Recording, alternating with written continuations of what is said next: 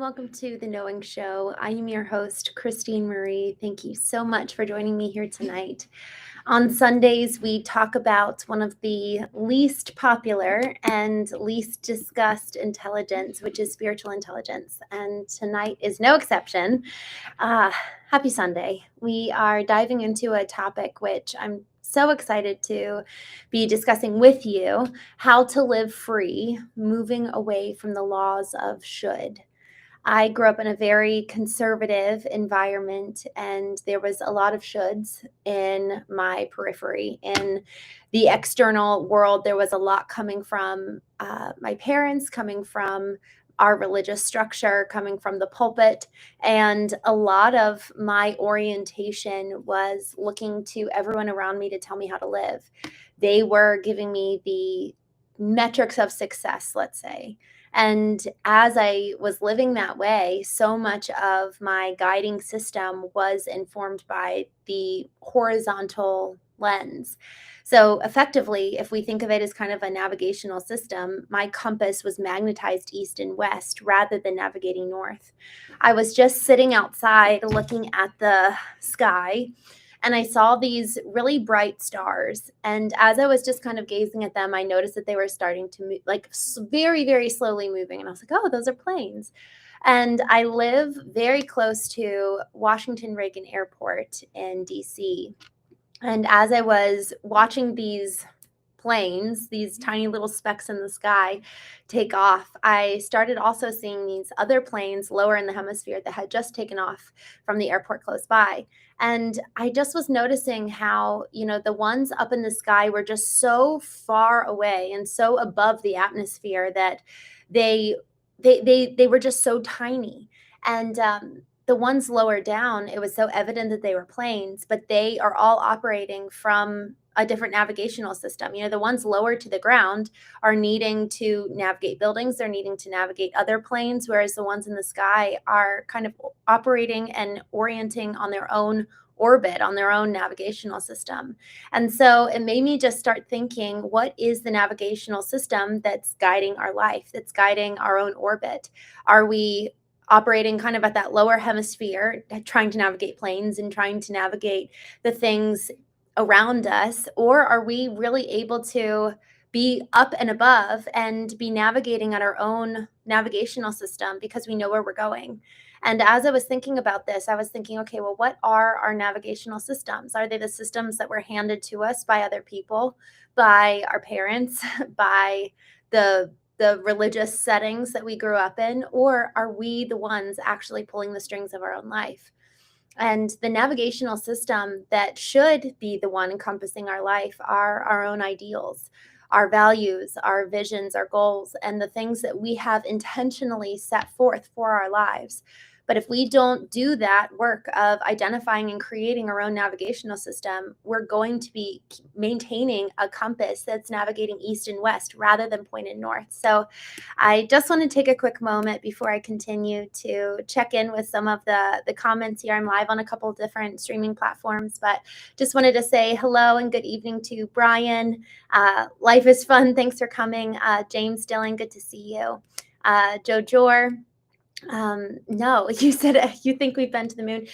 Yes, I think so. Anna, thank you for coming on here tonight. Larry, Joe Jor, thank you again. I just saw your next comment, Larry. Turn V, thank you so much for joining. John, y'all, I'm super excited to be chatting about this tonight because the work that I have been doing over the last couple of years to ensure that my navigational system is one informed by me is and has been one that honestly has taken a lot of time. And it doesn't mean that this new navigational system that I'm creating is void of anything that I grew up with and grew up in. Instead, it's taking and intentionally choosing what I want to take with me on this journey of life and creating a navigational system that pulls with intention the best of the best to shape who I become. Because every single decision that we make today is going to inform the rest of our lives. All these little decisions that we're making every minute of the day all compound to be the person that we are at the end of our lives. When I turned 30, I wrote my eulogy, and it really was a good mirror for me to examine, am I actually living today in accordance to be this person I want to be at the end of my life? Am I actually setting in place the systems and structures that will allow for me to one day be that person? Um, and so it was really important that, this concept of shoulds was taken into examination, not just as I've been doing this work, but on a daily basis. In fact, I was chatting with a friend tonight on the phone, and I was just reminded once again that this question of what are my KPIs? What are the key performance indicators that I'm using in my life to determine whether I'm heading in the right direction or not? Because if we're not the ones setting those KPIs, and KPIs is a term usually used in business to help people decide, okay, are we heading towards the vision or away from it? So likewise, we should be setting our own KPIs for our life to determine if we're heading in the direction that we want to go. And this constant examination of whose value system am I abiding by? Is it mine or is it somebody else's? Is so important, because otherwise we're going to end up living according to someone else's life and where they're headed rather than where we're supposed to be headed. And so we have to gain so much clarity across these different levels of analysis around, where do I want to even end up? This is the exercise of writing our eulogy that is so incredibly valuable.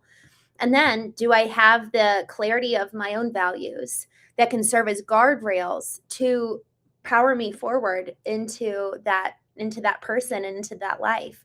And the guardrails of values are also accompanied by boundaries. What are the boundaries that I need to put in place to contain me and keep me headed in the direction that I feel called to? There's this scripture that I absolutely love. It's Psalm 16, verse 11, which says, "The boundary lines have fallen for me in beautiful places. Indeed, I have a beautiful inheritance." And I love that concept of boundaries being beautiful. And there's a lot of peace that comes with that, because for so much of the time we view boundaries, and I hear people talk about boundaries in a way that actually is almost self-serving, and it's actually keeping people out rather than considering boundaries as a way to keep and preserve us on our journey, that also allows us to love better. When I am walking in alignment, when I am with my compass navigating north, I actually have so much more capacity to give to other people and love others so much better than if I was solely focused on everyone else and actually giving from a place of depletion. Now I'm able to be Christene Marie and operate in alignment with who I want to be, who I'm called to be, and frankly, fulfill on the very things that I was uniquely created here to do. And each one of us has a unique opportunity, a unique call on our lives to make an impact, to love others so well, to be that little piece of God that is here in the world. On Sundays, we talk about spiritual intelligence. I love just the concept, the analogy. Yesterday, we talked about the allegories of our lives. I love the allegory in the life of Jesus as depicted in the Bible, where he's, was living so powerfully and healing people and loving people so well. And then he says, it's actually better for me to go away so that the little piece of me, the piece of Christ, can live in every single one of us. And each one of us can then have the power to make that kind of impact that he made while he was living on earth. And that is so incredibly cool, whether you believe in the literal story of Jesus coming versus just looking at the allegory of his life and what are the hidden meanings represented for each one of us to take away. So many stories and so many lives have hidden meanings and hidden allegories for us to draw forth and drive so much meaning from that.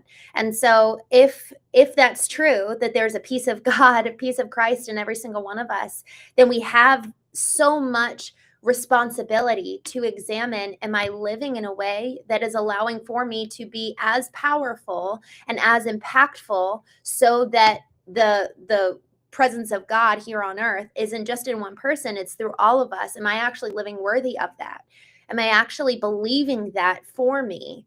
And I'll just go there. But one of the reasons why I actually struggle with going to a lot of different churches these days is because they don't talk about that. They don't live like that. They live small and meek and docile, and, oh, well, we're just waiting for this savior. And it's like, no, God's in us. We have so much power to make an impact in every area of our lives with every person we come across.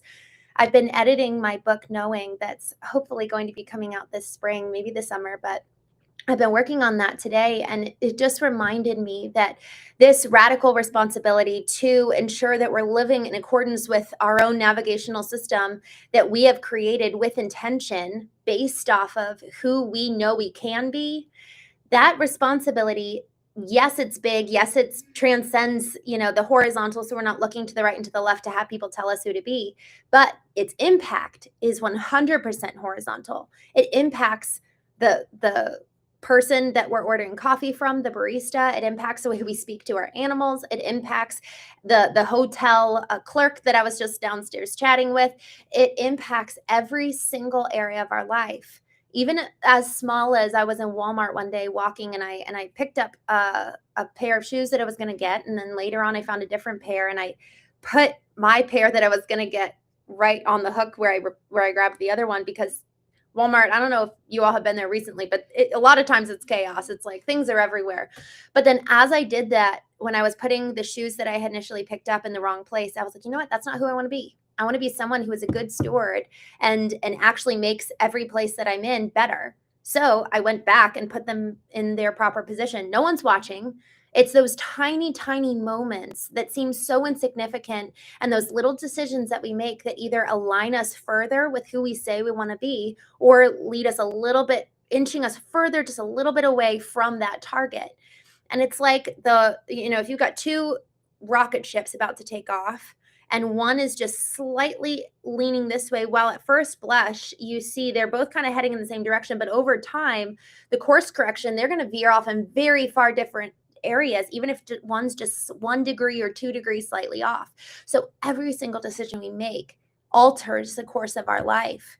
And frankly, I, even just over the last 2 weeks, and I'll just be perfectly honest with you guys, I have wanted to and plan to wake up every morning at 5 a.m. this whole year. That's my goal.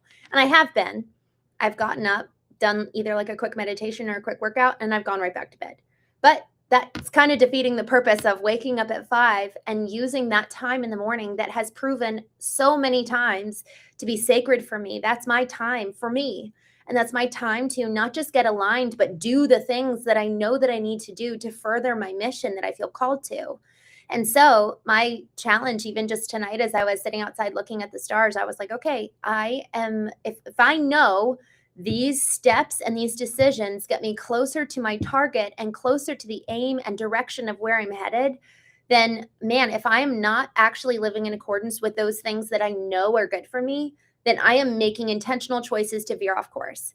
And so that's what radical responsibility is. It's yes to know where we're heading, but then agency, and this is kind of the second part. So radical responsibility is our inner work, and then activating agency is the external manifestation of that. Am I actually living and designing my life so that I'm moving closer and closer to the target that I say I want? I either need to change my beliefs or change my behaviors if my responsibility and agency are not in alignment.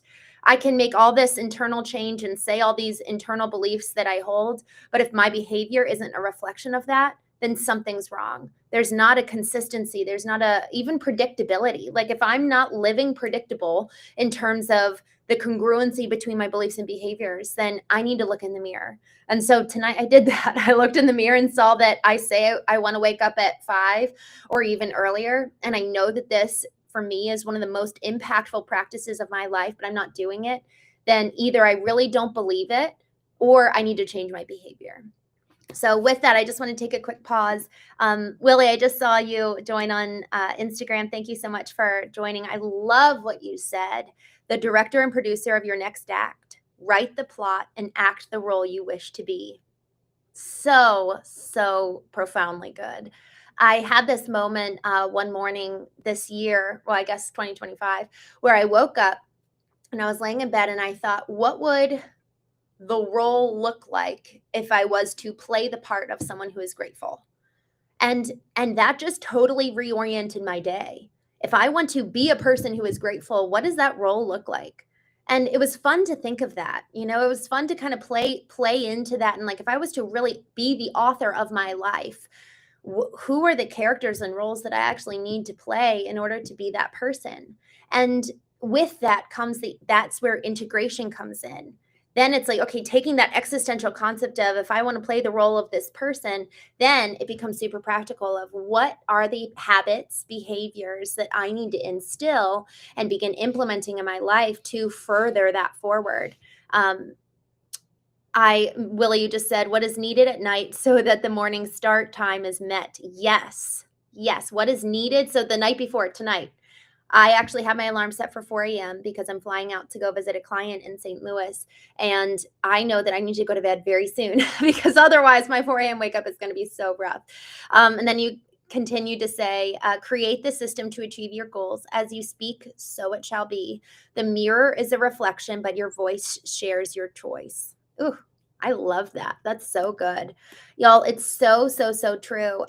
So this whole concept of speaking out, when I wrote my eulogy, I changed it from being Christine was, as though other people are saying it, to I am. So I changed it from past tense to present tense, and from third person to first person. I am. And then I would read out who I want to be and speak that out for my life. And then, in addition to speaking it out, it's, what are the systems that I need to have in place to live accordingly?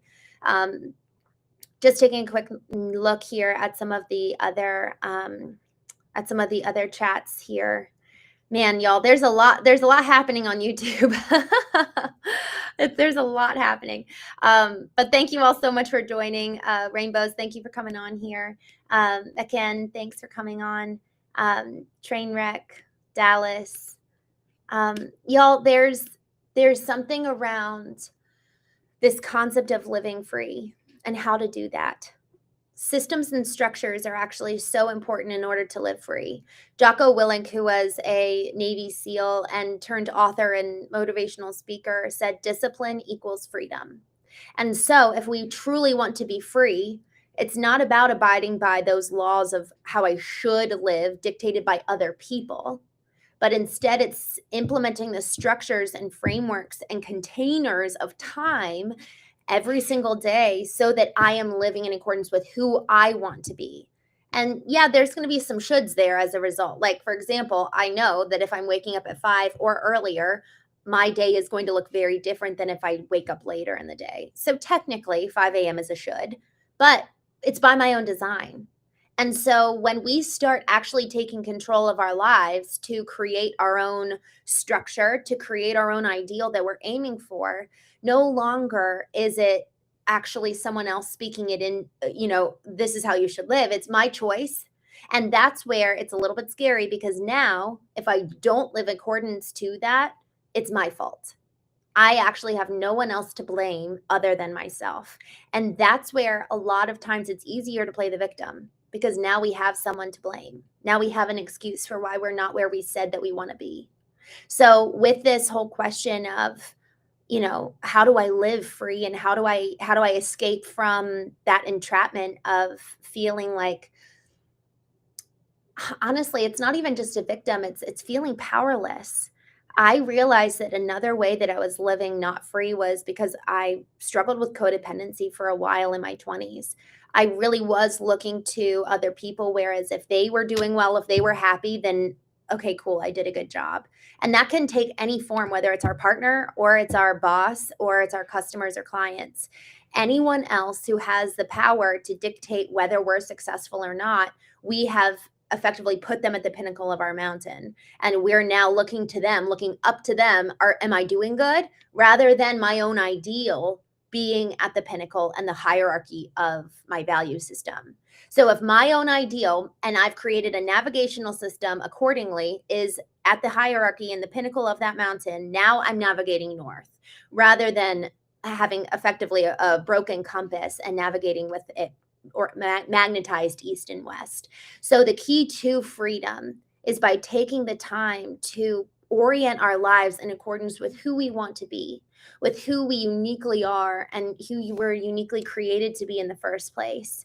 And in that process of doing that, there's a unlearning and an undoing of some of the things that we need to let go of. There's a book by David Hawkins called Letting Go that has just been so helpful for me. It's really about letting go of all of these kind of lower tier emotions, and even letting go of the hold that someone else may have over us by their own emotions. But me just being so fixated on where I'm going, where I'm headed, what are my goals, what am I looking and leaning towards, and then operating within the structure that supports me getting there. So just taking a quick look at some of the comments here. Christopher, thank you for joining. I love what you said. You said, take accountability and find humility, seek the kingdom and its righteousness. I love that. And that's part of the power of believing that Christ is in me. There's a power inside, but if we're constantly looking externally and looking outward, we're actually relinquishing the power that we already have. So much. Someone said this, and I just, actually, a lot of people have said this, and it never really resonated until I really realized that there's power within me to harness and leverage. It's people will say you already have what you need. And I didn't really understand that until I realized, oh my gosh, I really do. I have everything I need. I have the power of God within me. And so when you're saying seek first the kingdom, it's like, yes, God's inside us. And in so doing, in so activating the kingdom, we're then bringing the kingdom of and the presence of God to everyone around us. And it's so powerful. And there's something in that process of really activating it where it's like the law of attraction. We actually start seeing things coming towards us that further us in our mission. We talk about people who are so lucky, and it's like, well, maybe so. I think that is possible, or are they really just living in accordance with their own navigational system, navigating north? And then they're attracting the right things that are going to be supporting them in their mission because they're so laser focused. I like the analogy of a horse where they've got blinders on, because a lot of times horses can get freaked out or get scared by something coming up around them or on the sides. But man, if they've got blinders on, they're focused. They're not distracted. They're not easily swayed.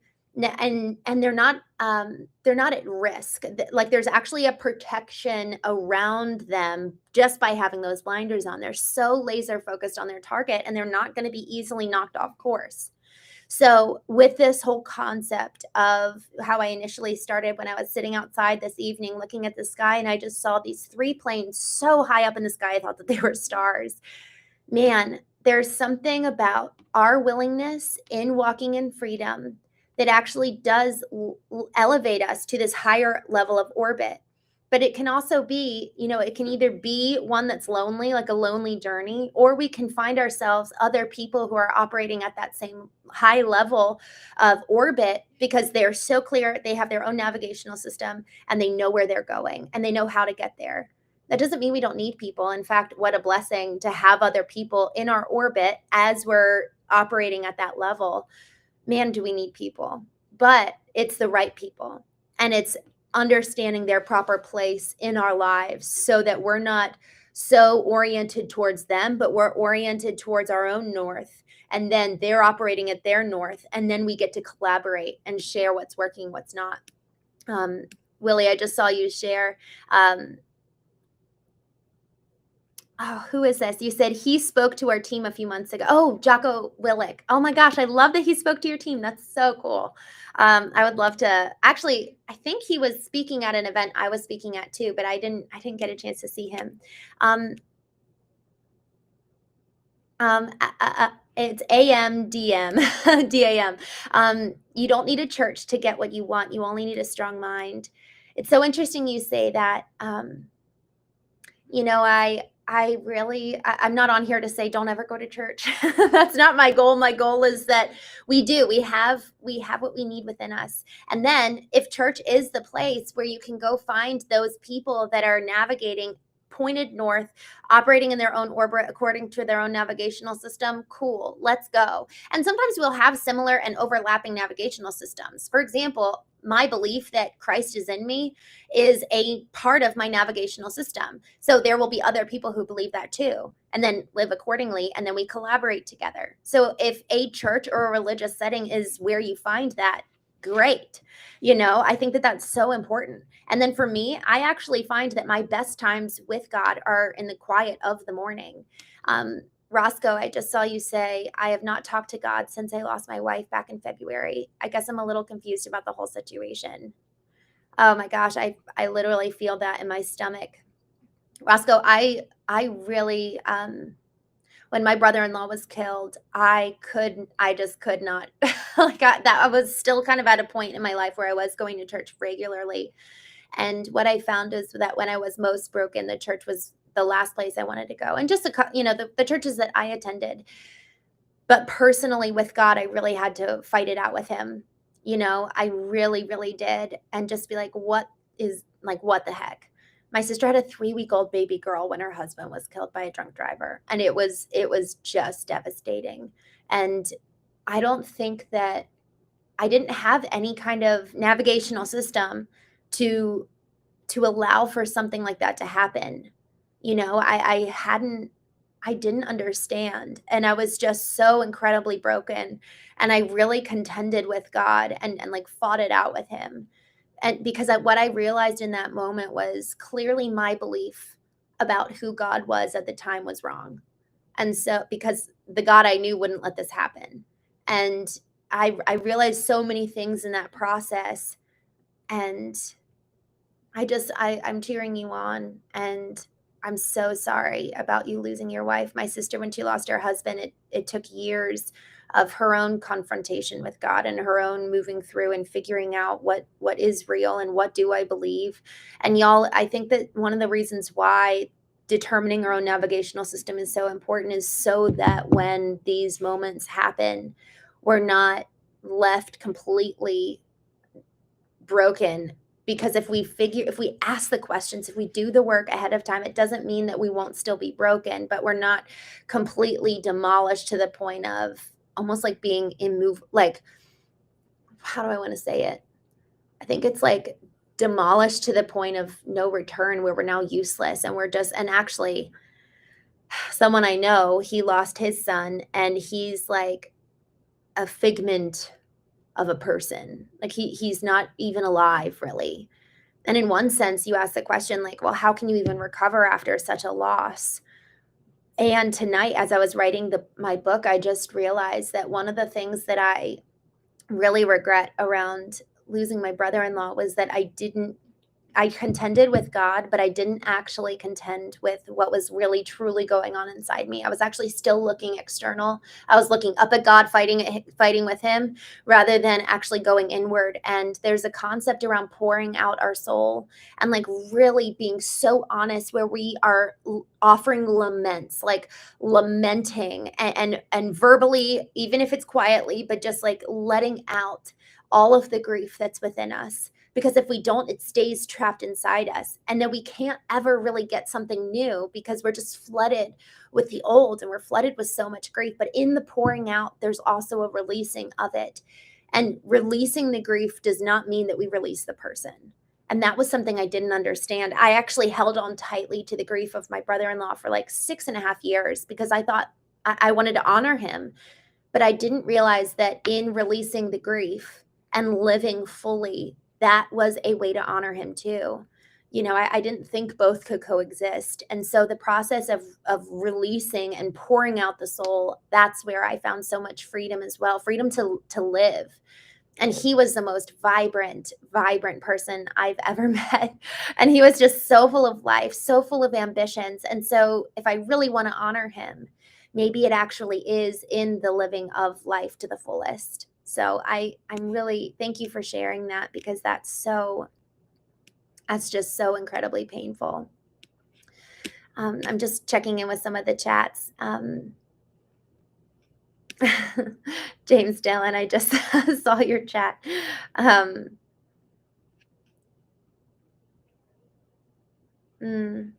just looking at some of this stuff. Y'all, thank you so much for joining tonight. I really believe that the pursuit of freedom is probably one of the best of all pursuits we could possibly take up and take on in this life. Why are we here otherwise? to live subservient to somebody else, to live in quiet submission to someone else's system or someone else's expectation or obligation for us. The moment we really choose and decide to live free is the moment that I think we actually do become free. Sure, there's going to be things that we have to let go of and release and move away from, and that process is hard work. But I really have found it for myself to be so true that sometimes it's just the choice. Am I willing to be free? Am I willing to stop blaming other people for how I'm turning out and how my life is going? Am I willing to assume radical responsibility for my own internal state? And then on the other side of that, I can activate agency over myself and start making decisions in alignment with who I want to be. So with that, thank you all so much for joining, and I will see you tomorrow morning. I am flying during my normal show time for A Course in Miracles, and so I'm going to be going live around probably between 4 and 4:30 a.m. Eastern. So you can join me then. Otherwise, I will be on again tomorrow night at 8:30 p.m. Eastern for The Knowing Show. So in the meantime, I hope you have a wonderful evening, and I will talk with you tomorrow.